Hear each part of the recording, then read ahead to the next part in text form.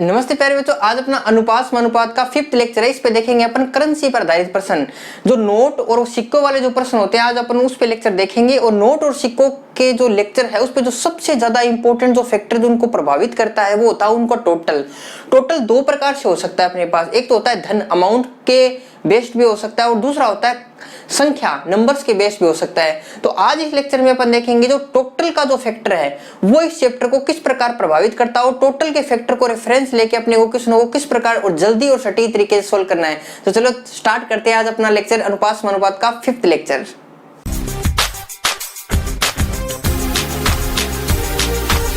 Question number 1 को पढ़ने से पहले सबसे पहले अपन टोटल और रेशियो में थोड़ा सा संबंध देख लेते हैं। मान के चलते हैं टोटल अपने को दो ही प्रकार का दे सकता है, वो या तो टोटल दे सकता है धन पे आधारित, टोटल अपने को धन देगा, या देगा सिक्कों की संख्या या नोटों की संख्या। ये दो ही फैक्टर हो सकते हैं टोटल के। पर अपने को रेशियो में थोड़ा सा समझ से काम करना पड़ेगा। अगर सोचो यहां अपने को टोटल धन दे रखा है, वहां अगर रेशियो में अपने को संख्या दे रखी है अनुपात में ये वाली, ठीक है। तो सबसे पहले संख्या को अपने को किस में बदलना पड़ेगा? धन में बदलना पड़ेगा। ये बात है आप याद रखना, क्योंकि जब अपन टोटल के नीचे टोटल रखेंगे तो अपने पास यहां अगर धन है तो अनुपातों में भी क्या होना चाहिए? अपने पास से धन होना चाहिए। ये पहला फैक्टर है। दूसरा फैक्टर क्या कहता है? अगर अपने को संख्या दे रखी है, ठीक है, यहां मान के चलते हैं अपन अपने को दे रखा है धन का अनुपात, ओके। तो अपने को अगर संख्या दे रखी है, धन का अनुपात अपने को सवाल में दे रखा है, तो अपने को धन के अनुपात को सबसे पहले किस में बदलना पड़ेगा? संख्या के अनुपात में बदलना पड़ेगा। ये बात आपके हर एक सवाल में काम आएगी जो करेंसी बेस्ड क्वेश्चन है, इसलिए मैंने आपको उसको पहले ही बता दिया कि आपको चेंजेस है वो किस प्रकार से करने हैं, ओके। तो अब अपन स्टार्ट करते हैं अपना क्वेश्चन नंबर 1। अब अपन देखते हैं अपना क्वेश्चन नंबर 1। क्वेश्चन नंबर 1 आपको बोर्ड पे नजर आ रहा होगा, मैं पढ़ के और आपको डायरेक्ट सोल्व करके दिखाता हूं। क्वेश्चन नंबर 1 अपने को क्या कहता है? एक थैले में 240 रुपए हैं। तो सबसे इंपॉर्टेंट और सबसे पहली बात क्या है कि इस बार जो अपने को जो टोटल दे रखा है, जो कुल दे रखा है, वो दे रखा है धन का, सबसे इंपॉर्टेंट बात। और धन कितना दे रखा है अपने को? 240 रुपए। ये बात आप नोट कर लेना साइड में, इसी पे सारा सवाल डिपेंड करेगा अब, ठीक है। तथा 1 रुपए 50 पैसे और 10 पैसे वाले सिक्के 3:4:10 में है। 1 रुपए 50 पैसे और 10 पैसे वाले जो सिक्के हैं उनका अनुपात अपने को दे रखा है, उनका अनुपात अपने को दे रखा है 3:4:10। एक बात नोटिस करिए आप, यहां आपको धन का टोटल धन दे रखा है, यहां आपको दे रखे हैं सिक्कों की संख्या। मैं यहां संख्या लिख देता हूं, ठीक है। सिक्कों का जो अनुपात है उसको क्या लिख देता हूं? यहां अपने को क्या दे रखी है? संख्या। इससे थोड़ा सा क्लियर हो जाएगा मामला। संख्या का अनुपात दे रखा है, सिक्कों का अनुपात। तो सबसे पहले इस संख्या को किस में बदलना पड़ेगा? अपने को धन में बदलना पड़ेगा। यहां सबसे बड़ी दिक्कत आती है बच्चों को धन में बदलने वाली। तो कोई दिक्कत वाली बात नहीं है, सबसे आसान तरीका बताता हूं आपको। 1 रुपए के 3 नोट है आपके पास, तो आपके जेब में रुपए कितने हैं? तो आप कहोगे सर 3 रुपए हैं। कोई दिक्कत वाली बात नहीं है ना। 1 रुपए के 3 सिक्के आपकी जेब में है, तो आपके पास धन कितना हुआ? 3 रुपए। 50 पैसे के 4 सिक्के आपकी जेब में है, तो आपके पास धन कितना हुआ? आपके पास धन हुआ 2 रुपए। यहाँ इसको मैं इसे लिख देता हूं आपके समझने के लिए, वैसे तो गलत है ऐसे लिखना, फिर भी मैं लिख देता हूं। 10 पैसे के 10 सिक्के आपकी जेब में है। 10 पैसे के अगर 10 सिक्के आप निकालोगे तो आपके पास कितना बन जाएगा? 1 रुपए बन जाएगा। पसंद भाई? तो यहां आपके पास धन कितना है? 1 रुपए, ठीक है। टोटल धन कितना है? यहाँ पे कितना धन है आपके पास? 6। और टोटल दे कितना रखा है? 240। ये अपन सीख चुके। यहाँ अनुपात है, ये मैंने रुपए का चिन्ह आपके लिए गलत लगवाया है, ठीक है। तो यहाँ आप देखोगे कि 6 का मान कितना दे रखा है? 240। ये बात आपको समझ में आ गई होगी। अब आप कोई भी मान निकाल सकते हो। आपको पूछा क्या है? 50 पैसे वाले सिक्कों की संख्या। 50 पैसे वाले सिक्कों की जो संख्या है वो कितनी है? 4। 240 किसका मान है? 6 का। निकालना किसका है? 4 का। आपका उत्तर आ चुका है। तो 6 चौक 24, 40 को अगर 4 से गुणा करोगे तो आएगा 160 सिक्के। यही आपका क्या है, आंसर है। ठीक है, ये है 50 पैसे वाले सिक्कों की संख्या। ये है 50 पैसे वाले सिक्कों की संख्या। बात समझ में आ गई।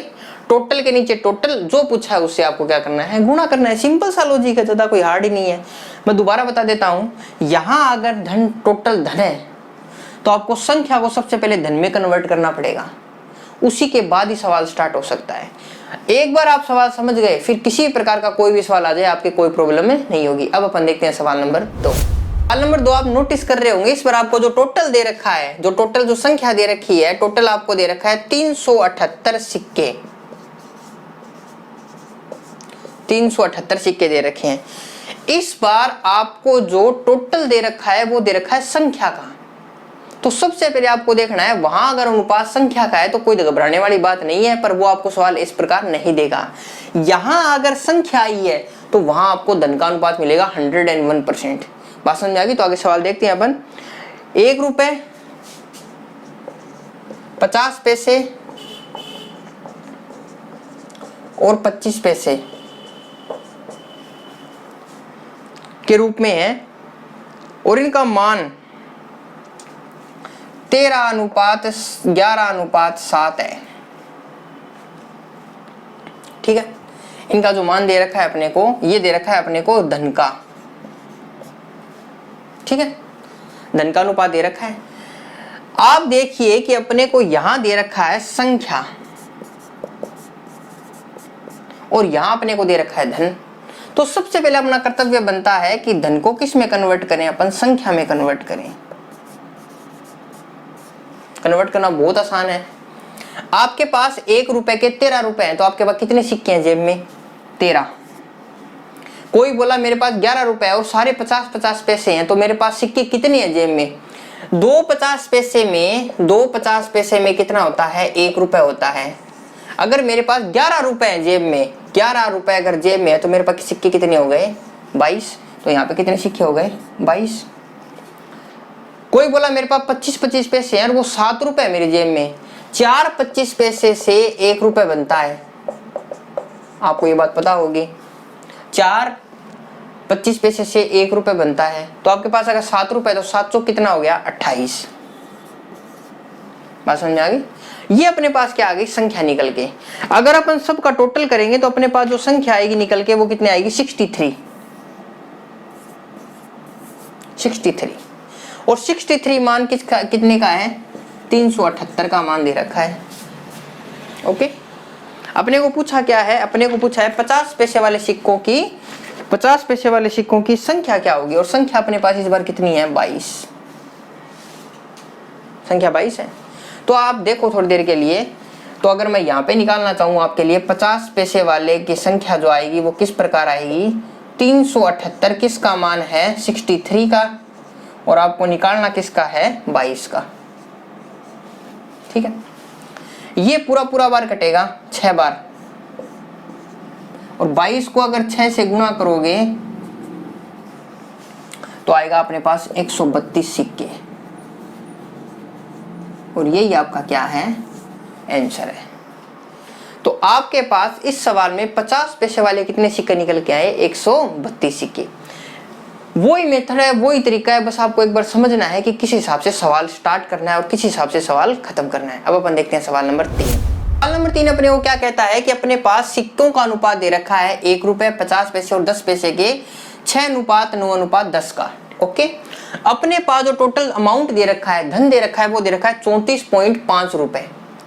यहां अगर धन है तो अपने को सबसे पहले सिक्कों की संख्या को भी किस में बदलना पड़ेगा, धन में बदलना पड़ेगा। तो अगर धन में अगर अपन इस अनुपात को बदलें तो बहुत ही सिंपल है, कोई दिक्कत वाली बात नहीं। 1 रुपए के 6 सिक्के हैं तो कितना धन है आपके पास, 6 रुपए। मैंने बताया था ना पिछले सवाल में। 50 पैसे के 9 सिक्के हैं तो आपके पास कितने रुपए हैं, 50 पैसे के 2 सिक्कों को मिला के 1 रुपए बनता है। अगर आप इस प्रकार नहीं निकाल पाओ ना तो 50 पैसे को मतलब लिखते हो आप 1/2 रुपए। 9 में अगर 1/2 का भाग दोगे तो कितनी बार जाएगा, तो 9 में 2 का भाग दोगे तो आप कितनी बार जाएगा, 4.5 रुपए। ठीक है, 4.5 रुपए आ गए। 10 पैसे के आपके पास जो सिक्के हैं वो कितने हैं, 10 हैं, तो आपके पास रुपए कितने बनेंगे, उसके 1 रुपए बनेगा। तो यहाँ पे आपने लिख दिया 1 रुपए। तो आपके पास टोटल धन कितना आया, 6 और 4 10 रे 11, यहाँ पे आया 11.5। कितना आया, यहाँ पे आपके पास जो धन निकल के आया वो आया 11.5। 11.5 किसका मान है, 34.5 का। ये कोई दिक्कत वाली बात नहीं है, पूरा समझ में आ रहा होगा आपको। आपको पूछा क्या है सवाल में, आपको पूछा है 10 पैसे वाले सिक्कों की संख्या ज्ञात करो। 10 पैसे वाले सिक्कों की जो संख्या है वो आपके पास है कितनी थी, 10 थी। इसका मान पूछा अपने को। तो यहां से अपने पास आया क्या, अकॉर्डिंग टू क्वेश्चन अपने पास क्या चीज आई कि 34.5 किसका मान है, 11.5 का, और निकालना किसका है मेरे को, 10 का। ओके, पॉइंट से पॉइंट कैंसिल आउट हो गया, ये जाएगा पूरी बार कितनी बार कटेगा, ये कटेगा 3 बार,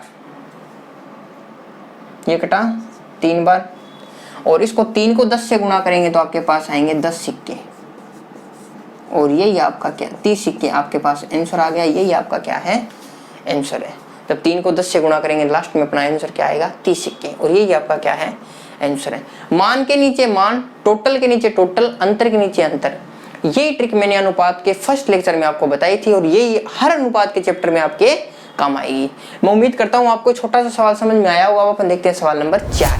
सवाल नंबर 4 अपने को क्या कहता है कि किसी व्यक्ति के पास 1 रुपए, 25 पैसे और 10 पैसे के सिक्कों की जो मूल्य का जो अनुपात है, इस बार मूल्य का अनुपात, धन का अनुपात दे रखा है 6:5:3, और टोटल सिक्कों की संख्या दे रखी है अपने पास 280।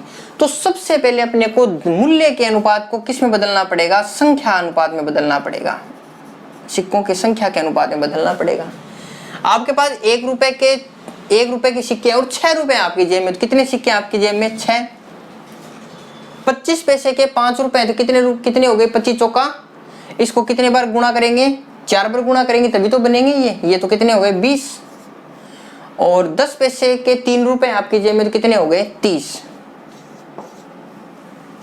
देखो ये थोड़ी देर के लिए बात आप समझो कि आपके पास ज्यादा से ज्यादा जो सिक्के आ सकते हैं ना, वो आ सकते हैं 25 पैसे, 10 पैसे, 50 पैसे, इस प्रकार का क्वेश्चन आएगा। तो सबसे पहले देखो 50 को अगर रुपए बनाना है तो किससे गुणा करना पड़ेगा, 2 से। 10 पैसे को अगर रुपए बनाना है तो किससे गुणा करना पड़ेगा, 10 से। और 25 पैसे को अगर अपने को 1 रुपए बनाना है तो किससे गुणा करना पड़ेगा, 4 से। तभी तो ये क्या बनेंगे, सारे के सारे 1 रुपए।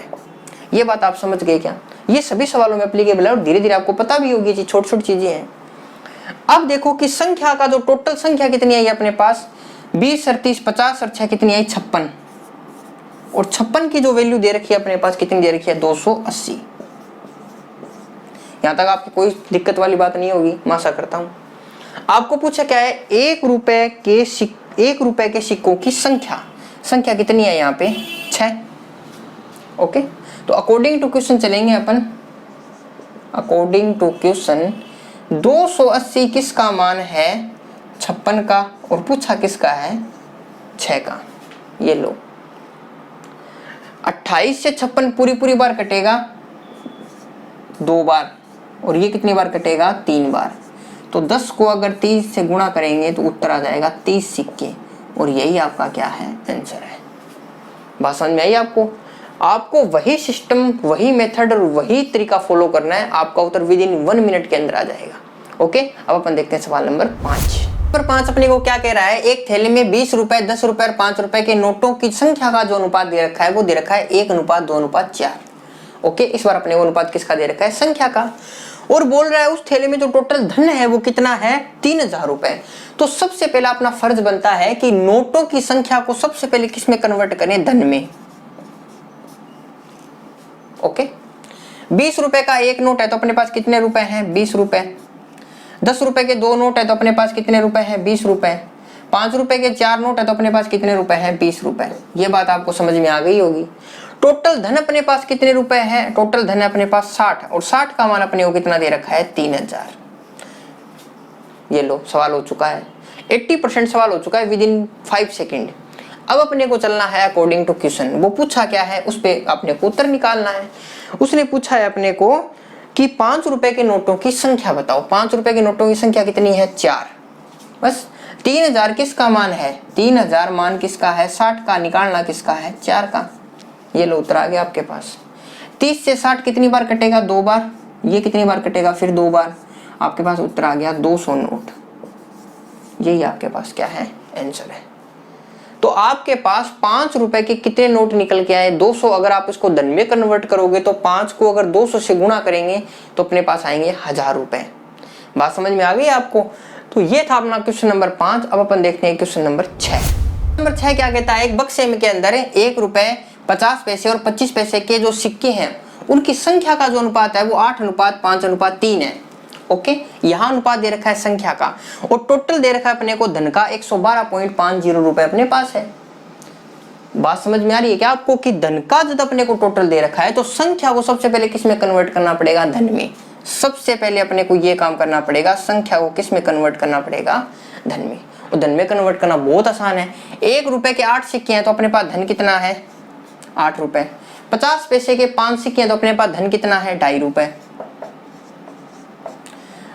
और 25 पैसे के 3 सिक्के हैं तो अपने पास कितने हैं, 75 पैसे या 0.75 रुपए।